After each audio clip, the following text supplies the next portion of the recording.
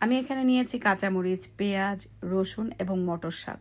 যারা মটর শাক চেনেন না তাদের জন্য বলছি, এটা হচ্ছে আমরা যেটাকে ডাবলি বলি চটপটি খাওয়ার জন্য, সেই ডাবলির শাক।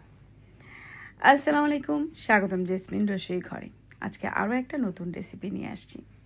মটর শাকগুলোকে আমি কেটে বেছে ধুয়ে নিয়েছি। এরপরে একটা কড়াইতে সামান্য তেল দিয়ে আমি টেলে নিচ্ছি। যখনই অনেকটা সেদ্ধ হয়ে আসবে তখনই আমি লবণটা দেব, কারণ সেদ্ধ হয়ে যাবার আগে যদি আমি লবণটা দিই তাহলে পানি ছেড়ে দেয়, শাকের কালার চেঞ্জ হয়ে যায়। এরপরে আমি নিয়েছি কাঁচামরিচ ঝাল যার যার পছন্দ মতো নিয়েছি, রসুন, সবগুলোকে এভাবে অল্প তেলে টেলে নিচ্ছি। রসুনটাও যখন এরকম বাদামি বাদামি কালার হয়ে আসবে তখনই আমি নামিয়ে নিব। এরপরে আমি এখানে নিয়েছি বড় একটা পেঁয়াজ কুচি করে, পেঁয়াজটাকেও ভেজে নিব।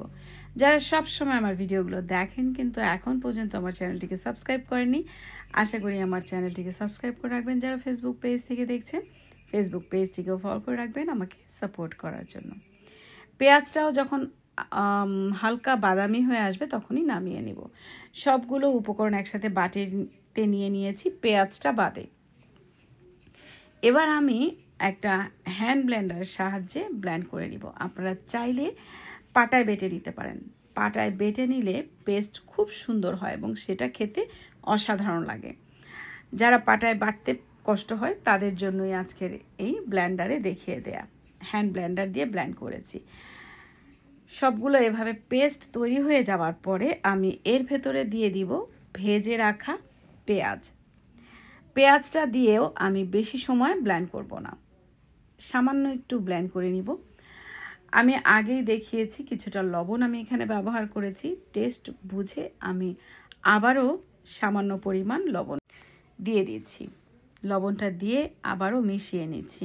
কেমন লাগলো আজকের এই ভিডিওটি অবশ্যই আপনারা আমাকে কমেন্ট করে জানাবেন। যদি ভালো লেগে থাকে তাহলে অবশ্যই লাইক করবেন, শেয়ার করে দিবেন ফ্রেন্ডস অ্যান্ড ফ্যামিলির কাছে। যারা ফেসবুক পেজ থেকে দেখছেন ফেসবুক পেজটিকেও ফলো করে রাখবেন, এবং যারা আজকে আমার ইউটিউব চ্যানেলে নতুন, চ্যানেলটিকে সাবস্ক্রাইব করে রাখবেন আমাকে সাপোর্ট করার জন্য। আপনাদের সাপোর্টই আমাকে এগিয়ে যেতে সহায়তা করবে। খুব সুন্দর একটা ডিশে আমি সার্ভ করে নিচ্ছি।